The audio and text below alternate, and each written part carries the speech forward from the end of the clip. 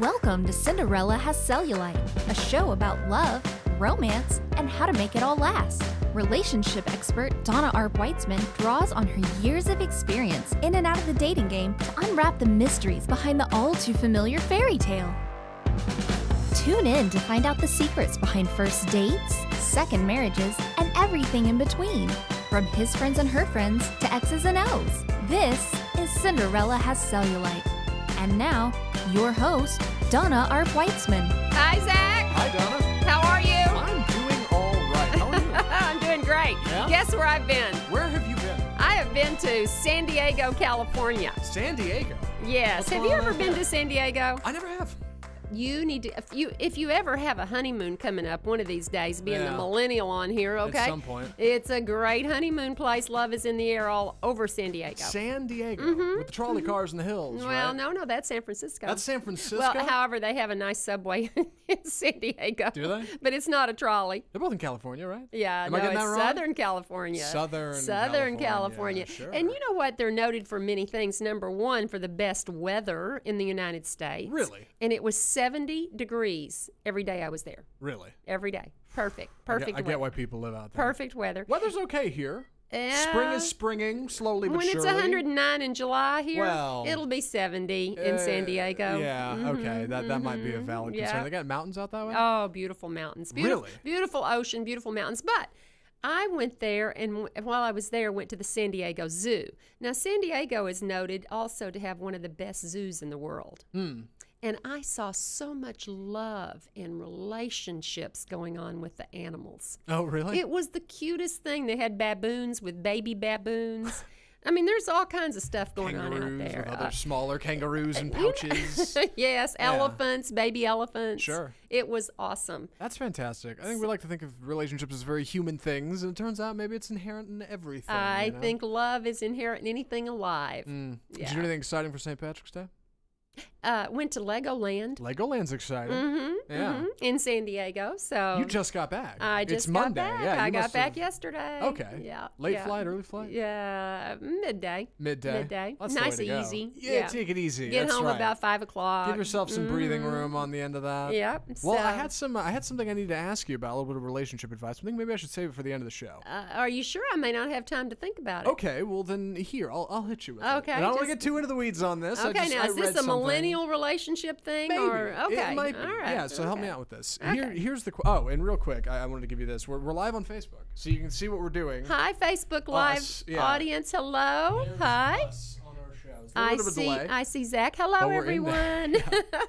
All right, so here's what's going on. I was reading a thing the other day. Things you should do with your partner before you decide to tie the knot, right? And there's Okay, simple things okay. like travel together, put together IKEA furniture, right?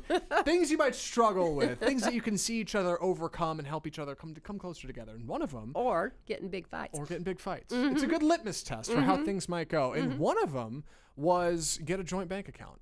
And this is interesting because Christine and I have been together for a real long time, and we don't have a joint bank account. Okay.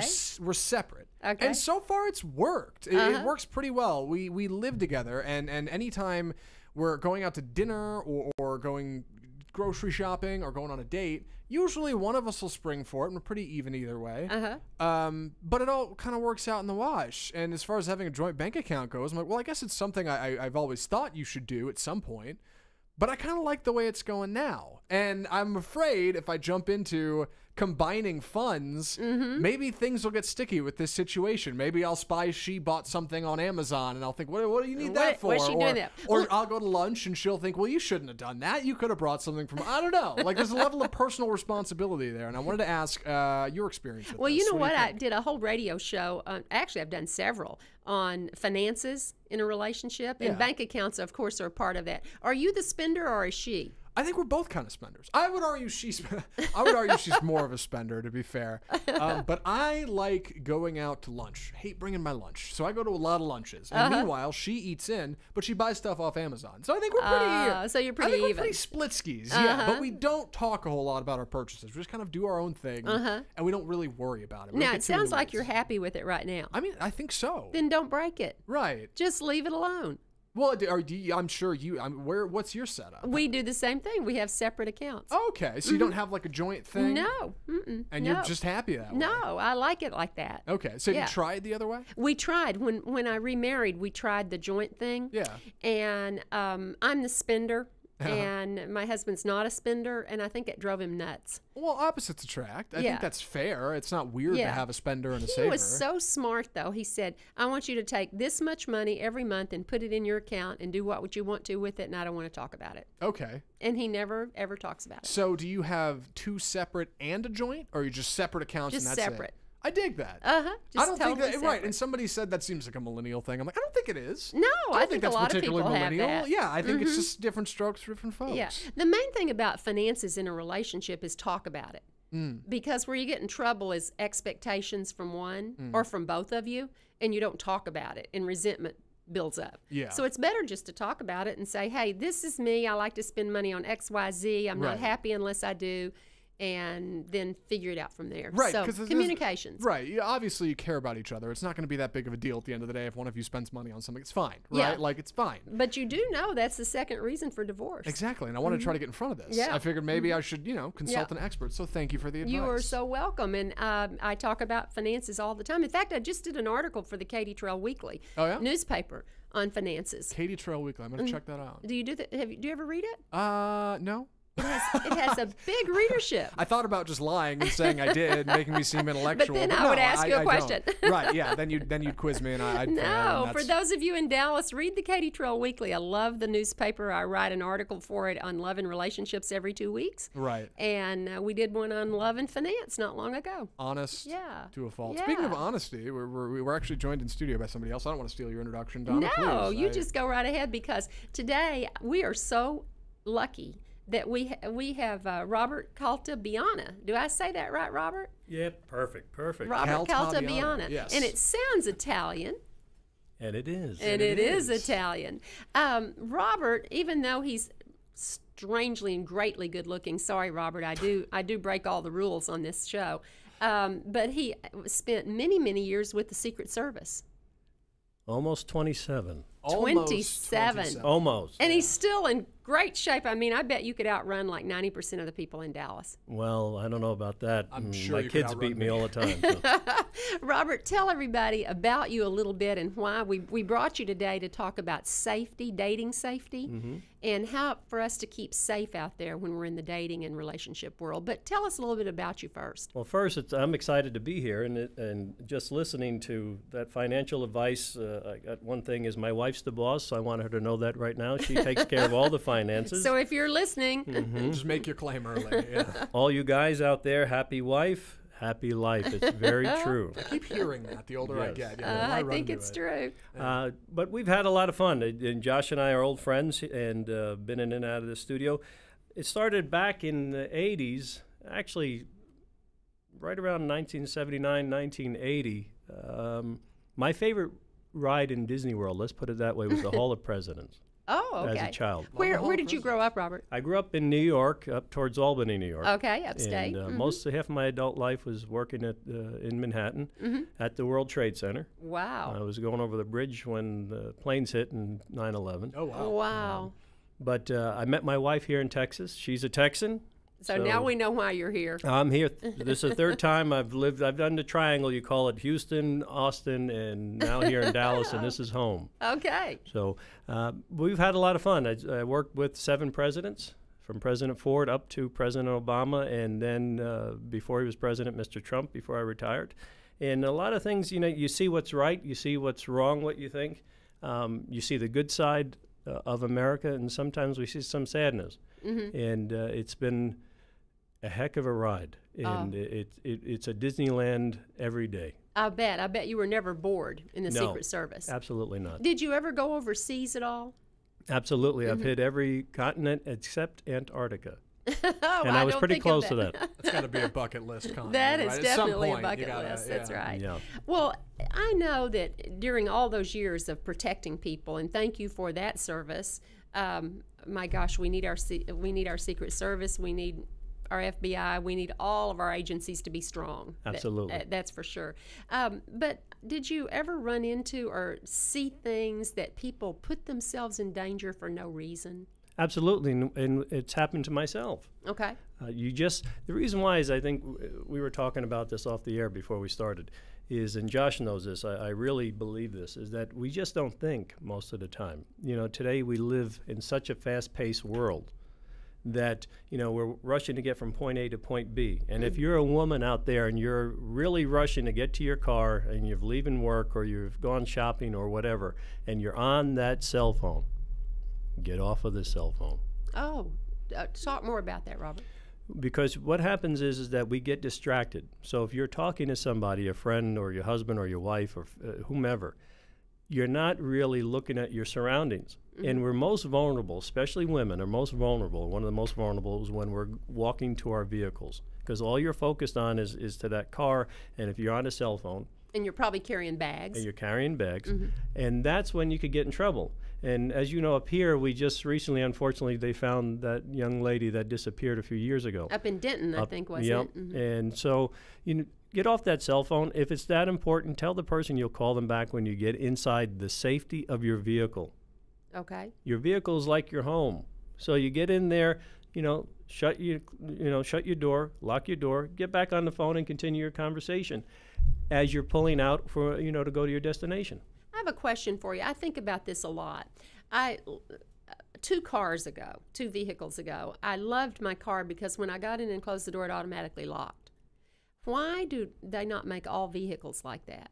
I think it's just because some people still like the old-fashioned way where they want to lock it themselves, or they lock it when it goes in motion. Yeah, that's how mine does now. But I love that because I always felt like if someone was following me, you know, if I'm not fast enough to get it locked or whatever, it automatically locked. Yeah. And then the other thing I've often thought about is in a dark parking garage or something like that, if somebody walks up to you and pulls a gun and puts it in your window of your car, you know, through the window, or any other type of weapon, what do you suggest doing? Well, you know, at that point, you only have 2 options. It's either fight or submit.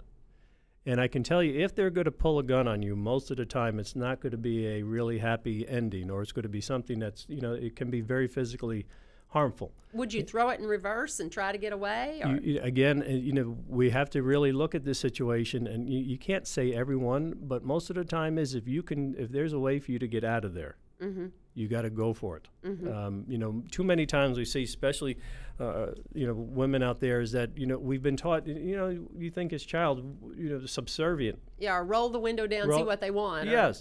And, you know, there's so many different scams out there today. So not even the gun type of situation, but you know, somebody just is walking up to you for a question. Can you roll down your window? And it doesn't, ladies, have to be a man. I want you to understand that. Everybody out there, all our viewers and listeners, it doesn't have to be a man. Good point. What we're seeing a lot today are women, along with their male counterparts, are the initiators, because we're used to, okay, we're relaxed when we're around women. But they can be the person who gets you to roll your window down. And then somebody comes on the other side of your car and either tries to rob you or tries to get in. So they're distracting you. So again, it goes back to use your instinct. Use your gut instinct when you're in a situation like that. Your heart, your guts will tell you there's something right or there's something wrong here. Don't overthink it. And if it's something wrong, you have nothing to apologize about. Yeah, because I was at a shopping mall, an outdoor shopping mall, probably a couple months ago. In January, it was pretty warm. And a guy was walking up to me in the covered parking garage and was asking me a question. And my instinct was, oh, he's going to be fine. But I said to him, wait a minute, you know, I don't talk to strangers. And I said it far enough away, you know, not to let him get close to me. And he didn't seem surprised by that. I mean, it wasn't that embarrassing to me. It helped me to feel empowered. I think today, because of the society that we live in, that's become a norm where I think men and women, we understand that the line has gotten a lot farther out. Don't cross it. And unfortunately, though, it's very sad that we have to live that way. But that's the way it is. But again, let's not get distracted. And so, you know, and it goes back to dating, the same thing. I think with technology, it's a great thing, but it can also hurt us. So let's say you've met them online, and this is your first face-to-face date. What I tell people, Robert, and I think I find this by talking to so many people, never meet them alone or in a place by yourself. Have other people around.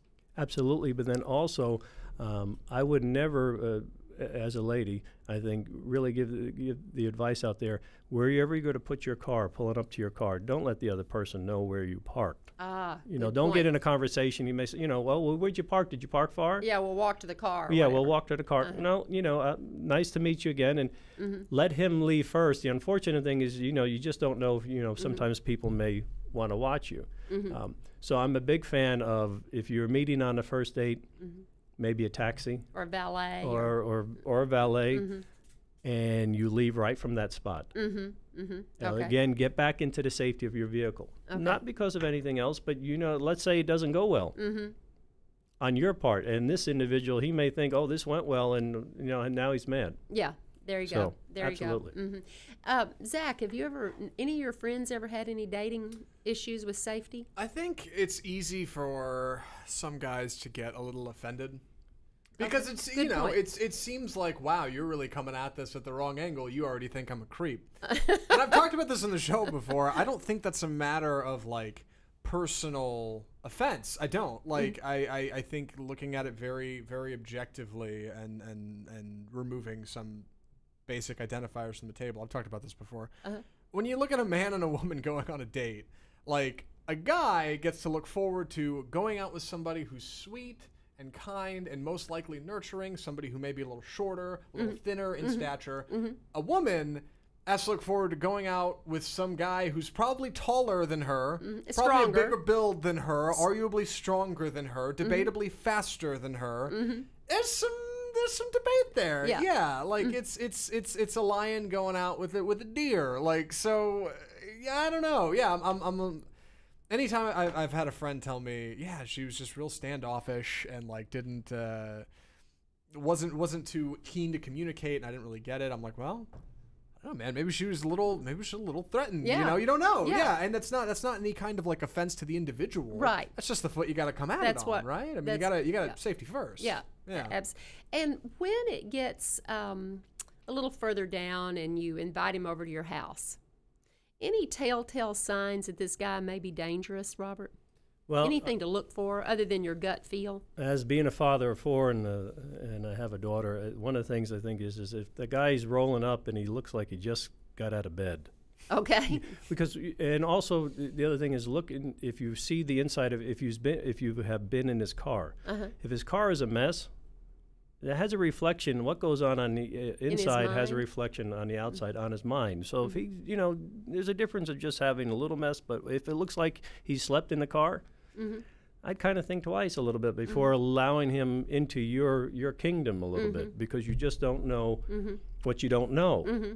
And so I would really take it again, continue before, you know, that's a big step, as you talked about, you know, come on over to my place. Well, wait a minute, you know, maybe you need to keep meeting a little more in public for a while. Yeah, that's several dates down the line, especially if if you know their friends and that sort of thing. But if it's an online date and you don't have anything connecting you other than you meeting online, that's a whole different set of potential dangers. And I think every time, ladies out there, one of the things you could do, and you probably, some of you do it, when you're out on this date, maybe you have one of your friends, you have a certain time period that one of your girlfriends or male friends give you a call. Excellent advice. And, you know, and on your part, you just say, look, okay, I need to take this. This is really important. Sure. Not rude. You get up and leave the area for a minute. You'll get a better understanding when you come back and sit down with that man, what kind of person he is. Good point. It's a very good way, but also let them check in on you, and you can say, maybe they need to kind of save you a little bit, ladies out there. This is not going too well. Okay, I'll be over. Right. But have a check-in. Okay, yeah, good point. I've heard of, I don't know if either of you have run into this, I've heard of like bars in the area where single people meet that'll have some kind of like code word or something you can say to staff there. Or even you could just call a staff member over and be like, hey, you mind calling me a cab? Like I'm on a first date. This is a little weird. You mind? And they'll kind of keep an eye on you. which is sharp. I think it's probably good that we're looking out for each other. You know, I'm kind of going off this guilt thing right now. It's been about a week ago. I was in a little shop, and another lady was standing close to me. Yeah. And there was a third woman on the phone, and we could overhear the third woman very easily. And she was saying, well, you know, has he hit you? You know, well, maybe you need to get away from him. I mean, we could tell that there was something going on with her and another woman on the phone. Or we think it was another woman. And so I looked at the lady and I said, that is a bad conversation. Should we call the police? We didn't do it. We just didn't know what to do. We didn't know whether to walk up to this lady and say, has this woman or whoever you're talking to, it could have been a man, call the police? What should we have done? Well, you know, the reason why I think we have to look backwards on that is that because now we feel that we're intruding. Mm-hmm. And, you know, I think if you took that 30, 40 years ago, we wouldn't have been intruding. Mm-hmm. And now we've placed that upon ourselves. That's a sticky situation to be in because, you know, you don't want to be an eavesdropper. Right. But you want to be somebody to help. And I think one of the ways of doing that is what you're doing right now. Just talking about it. On your shows, what you do, talking about relationships and what, you know, you all need to look out there for. Because at the end of the day, we're responsible for us. Mm-hmm. And so, you know, I always grew up with strong women. My mother and my grandmother very strong. And so we want to empower you. And the best way you can do that, and I'll say it again, is by thinking. Yeah, I felt guilty when I walked away. I felt like that there was somebody on the other end of the line that needed help.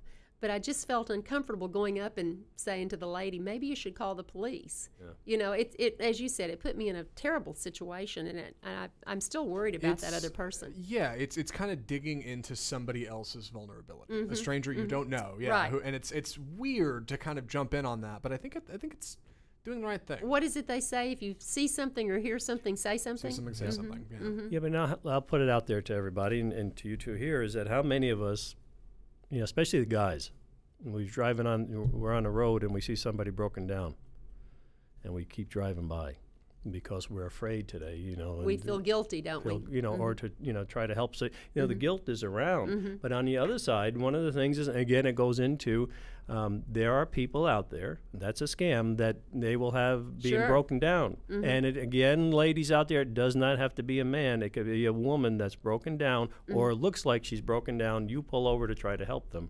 and you could be in harm's way. Well, you know, my husband got scammed. I was actually with him. This has been a couple of years ago. It was right by Love Field. Yeah. And we had pulled in to get gas, and there was a woman that had gotten out of her car and said she didn't have any gas and she didn't have any money, and she needed to go to the Addison airport, which was kind of odd, that you'd be going to the Addison airport. Yeah. So my husband questioned her a little bit, and she actually pulled out a very common name in Dallas that a lot of people would know, which my husband knew, and said she worked for this man. Well, that did it. He gave her $20 to get gas, or 10 or 20. I think it was $20. And so later on, he says he sees this other man that's very well known in Dallas and said, I helped one of your employees the other day. And he asked him her name. He said, I don't know, blah, blah, blah. But come to find out, she didn't work for him. Right. But I thought, boy, that's a novel one, to pull out kind of a public name and say you work for somebody. It validates you. It's a slick operation. And it's unfortunate because we run into situations where people who genuinely need help get mixed in with a crowd of people who don't. Right. And it's like an eye for an eye thing. Makes the whole world blind. Like, we all miss the point. Yeah. Almost anytime somebody comes up and asks me for a little something now I'm just like, nope, sorry, can't help you. Because I got to look out for yourself instead of other people. Do you feel guilty? I always feel guilty. I always feel badly about it. No, I don't, because I assume the worst. So, well, that's good to know. Yeah, what an optimist he is. It's true. That's good to know. I don't feel bad because I assume they're already trying to scam me. Maybe I should feel bad about that. Now I realize that's foolish of me. So yeah. Well, now you never dated online, did you, Zach? No. Because No. you two have been together a long time, since It's high true, school. yeah. or And before college. that, it was all just people I met. Yeah. Yeah. So if you were dating online, do you think that you would automatically suspect everyone? I think I would be atrocious at dating online. You yes. would not be good at it. I'm too cynical. There's so many little things about online dating that I haven't experienced, but I've heard about people experiencing. And thinking to myself, God, that sounds horrible. That's terrible. Like a fine example on Tinder or Bumble. You know, you can have like 5 pictures that people can swipe through, and a lot of times I've seen guys run into this problem where every picture will be a group of girls. So you don't know which one it is. Which one is yours? Yeah. I am the cynic that automatically assumes It's not the prettiest whichever girl. one. Yeah, exactly. Whichever one probably seems the most self-conscious, it's her. Yeah, It probably is, because that's why she's using other. exactly. Yeah. But I can't know that. Right. Like, but I just. You just see, I assume make that. assumptions, Yeah. and that's a dangerous thing. And in some cases, assumptions can be bad, but I think in other cases, assumptions can be good. Robert, Keep safe. you may know this, but about 50% of the people that are online dating tell a lie of some sort about themselves online. It may be their age, it may be where they work, it may be their career, it could be their finances, but for some reason they will exaggerate one way or the other. About 20% of the people online, is what studies show, tell a big lie. You know, they're employed and they're not. They're not 55, they're actually 75. You know, their picture's 30 years old. You know, all of the above. And so it is a place that has a lot of inherent danger. Well, because you're safe. You know, you're putting your picture on the internet, and you don't have that real interaction. So again, like we talked about that, you know, the inside, the gut feelings on that. So why not? I'll pretend somebody that I'm not.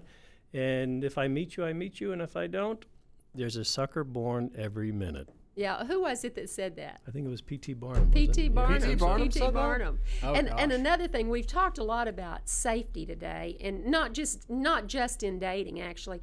But I don't know about you guys, but the telephone scams seem to be getting worse and worse. And now they have your cell phone. Yeah. And for me, it's been student loans.